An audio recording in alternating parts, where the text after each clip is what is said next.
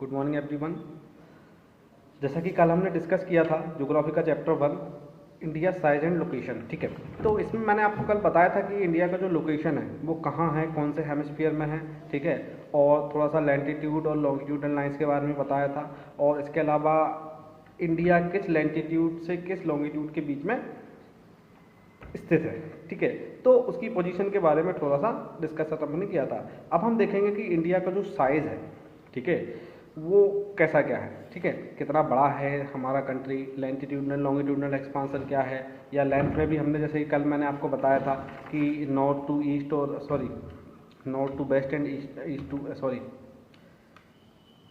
North to south and east to west जो India का expansion है वो कितने किलोमीटर में है, ठीक है। तो आज हम और थोड़ा सा डिटेल में इसको डिस्कस करेंगे।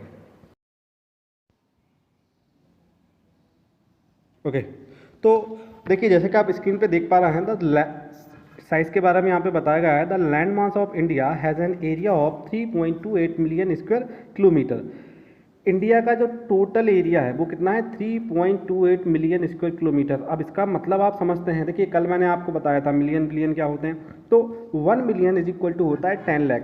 तो इंडिया का जो टोटल एरिया है वो 3.28, इसका मतलब है अराउंड 32,80,000, है ना, million square kilometre. 1 square kilometre का मतलब क्या होता है, 1 स्क्वायर किलोमीटर का मतलब होता है कि आप एक स्क्वायर बना लीजिए और उस स्क्वायर की जो साइज है, एक साइड है, वो होती है 1 किलोमीटर की, मतलब उसका लेंथ एंड ब्रेथ दोनों ही 1 किलोमीटर का होगा। तो उतना उसके बीच में जो एरिया आएगा उस स्क्वायर को, उसको बोलते हैं 1 स्क्वायर किलोमीटर। तो टोटल कितना है, 3.28 मिलियन स्क्वायर किलोमीटर, जो कि इंडिया का जियोग्राफिकल एरिया है। अब India's total area account for about 2.4% of the total geographical area of the world। देखिए पूरे वर्ल्ड का, पूरी अर्थ का जितना भी जियोग्राफिकल एरिया है उससे अगर इंडिया के एरिया को कंपेयर किया जाए तो इट वुड बी 2.4% ओनली।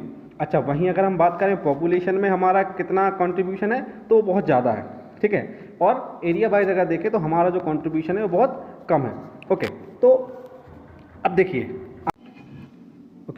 तो जैसे कि मैंने बताया कि इंडिया का जो एरिया है कितना है, वो around 2.4% of the total geographical area of the world. अब देखिए यहाँ पे अगर आप देखें तो एरिया वाइज कौन से नंबर है इंडिया का, अगर रैंकिंग देखें तो 7th largest country in the world, ठीक है।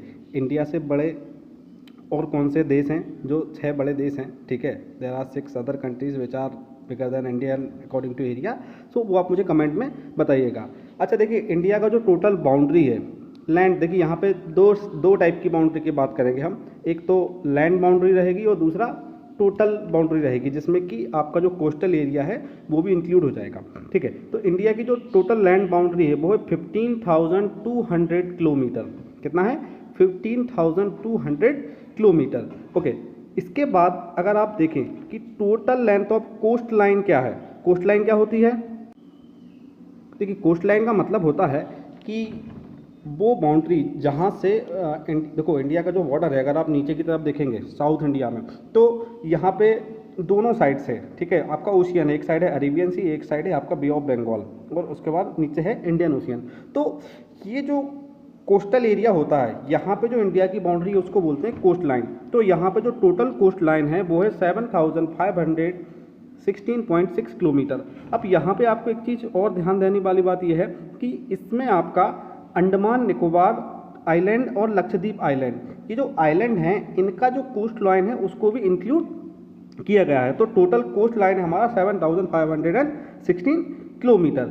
अब देखिए आगे अगर अपन देखें तो यहाँ पे अगर आप देखेंगे इंडिया को, अगर आप जैसा कि इमेज में देख पा रहे हैं, नॉर्थ साउथ ईस्ट वेस्ट मैंने यहाँ पे डायरेक्शन बनाए हैं। तो अगर आप देखिए तो इंडिया के नॉर्थ में यंग फोल्डेड माउंटेन है। यंग फोल्डेड माउंटेन का क्या मतलब है कि देखिए जो हिमालय है, हिमालयन रेंज है, वो यंग माउंटेन की श्रेणी में आता है। यंग का मतलब ये काफ़ी नया माउंटेन है और अभी भी ग्रो कर रहा है, ठीक है। तो यहाँ पे नॉर्थ में अगर आप देखो तो ऊपर की साइड नॉर्थ ईस्ट कौन सा एरिया होगा, जो नॉर्थ और ईस्ट के बीच का जो एरिया है, ठीक है, जहाँ पे जैसे कि आप देख पा रहे हैं नेपाल है, आपका चाइना है, तो ये नॉर्थ ईस्ट एरिया हो जाता है। और इसके अलावा तो यहाँ पे आपके नॉर्थ में यंग फोल्डेड माउंटेन है, नॉर्थ ईस्ट का एरिया है, वहाँ भी पूरा माउंटेन्स है, हिमालयन माउंटेन रेंज है। और अगर आप देखें नॉर्थ वेस्ट तो वहाँ पे भी आपको माउंटेन रेंज मिलेगी। फिर अगर आप नीचे की साइड देखेंगे तो इंडिया जैसे जैसे नीचे की तरफ आता है तो यहाँ पे आप देखिए जो पूरा इंडियन ओशियन है, अगर आप ध्यान से देखेंगे तो देखने पर ऐसा लगेगा कि जो इंडिया का जो लोअर पार्ट है वो पूरा ओशियन के अंदर गया हुआ है, और उसकी वजह से जो ओशियन है वो दो अलग अलग पार्ट में डिवाइड हो गया है। आप अगर ध्यान से देखें और जस्ट इमेजिन करें कि सपोज़ इंडिया का ये वाला पार्ट नहीं होता तो यहाँ पे एक पूरा क्लियर ओशियन होता, ठीक है। तो इंडिया का जो नीचे वाला पार्ट है वो इस तरह से है कि वो ओशियन के अंदर गया हुआ है, तो इसकी वजह से जो इंडियन ओशियन है, देखिए सबसे नीचे वाला पार्ट जो श्रीलंका जहाँ पे है, ठीक है, उसको हम बोलते हैं इंडियन ओशियन। उसके अलावा जो ईस्ट में जो ओशियन है इसको हम बोलेंगे बे ऑफ बंगाल, और जो वेस्ट में ओशियन है उसको हम बोलेंगे अरेबियन सी। तो इस तरह से 3 अलग अलग सी इंडिया के नीचे आपको देखने को यहाँ पे मिल जाएंगे। अब देखिए एक चीज़ और, आप अगर यहाँ पे देखेंगे तो इंडिया का जो लैटिट्यूडनल एंड लॉन्गिट्यूडनल एक्सटेंट है वो अबाउट 30 डिग्री है। देखिए अगर आप ऊपर से नीचे देखें तो 37 डिग्री 6 मिनट से 8 डिग्री 4 मिनट तक, और अगर आप ईस्ट टू वेस्ट देखें तो 68 डिग्री 7 मिनट से 97 डिग्री 25 मिनट्स। तो ये अराउंड 30 डिग्री है, लेकिन फिर भी अगर आप जनरली देखते हैं तो आपको देखने पे ऐसा लगता है कि नॉर्थ टू साउथ जो एक्सटेंड है वो थोड़ा सा ज़्यादा है comparatively east to west extend के, ठीक है। अब देखिए यहाँ पे किसी भी जगह का जो टाइम होता है वो पर्टिकुलरली जो लॉन्गिट्यूडनल लाइंस हैं उसके हिसाब से मेज़र किया जाता है। तो अब इंडिया का जो लॉन्गिट्यूडनल एक्सपांसन है वो काफ़ी बड़ा है, 68 डिग्री 7 मिनट से 97 डिग्री 25 मिनट तक। तो यहाँ पे जो टाइम ड्यूरेशन है, देखिए ईस्ट में अगर मोस्ट ईस्टर्न पार्ट कल मैंने बताया था आपका अरुणाचल प्रदेश का बालांगू है, और वेस्टर्न पार्ट सर्किक गुजरात है।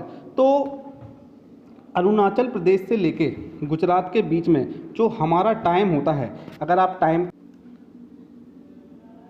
टाइम को देखें तो उसको मेज़र किया जाता है जो आपकी लॉन्गिट्यूड लाइन्स है उनके हिसाब से उसको मेज़र किया जाता है। तो जैसा कि आप ईस्ट में देखें जो मोस्ट ईस्टर्न पार्ट है, कल मैंने आपको बताया था कि वो अरुणाचल प्रदेश का बालांगू है, और मोस्ट वेस्टर्न जो पार्ट है वो है आपका सर्करी गुजरात। तो यहाँ पे अराउंड 30 डिग्री का गैप है। तो इसकी वजह से अगर आप अरुणाचल प्रदेश में देखें तो वहाँ पे जो सनराइज़ है वो 2 आवर्स अर्ली सनराइज़ हो जाता है कंपेरेटिव टू गुजरात टाइम। जैसे कि अगर आप देखेंगे 6 बजे सनराइज़ होता है अरुणाचल प्रदेश में, और गुजरात में अगर आप देखेंगे तो सेम सनराइज़ आपको 8 बजे देखने को मिलेगा।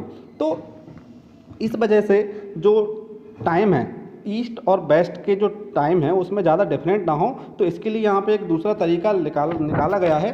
वो ये है कि इंडिया का जो स्टैंडर्ड टाइम है, ठीक है, उसको जो 82 degree 30 minute eastern longitudinal lines जो कि आप कहाँ से निकलती है, उत्तर प्रदेश में एक जगह है मिर्ज़ापुर, ठीक है, तो वहाँ से ये लाइन पास होती है।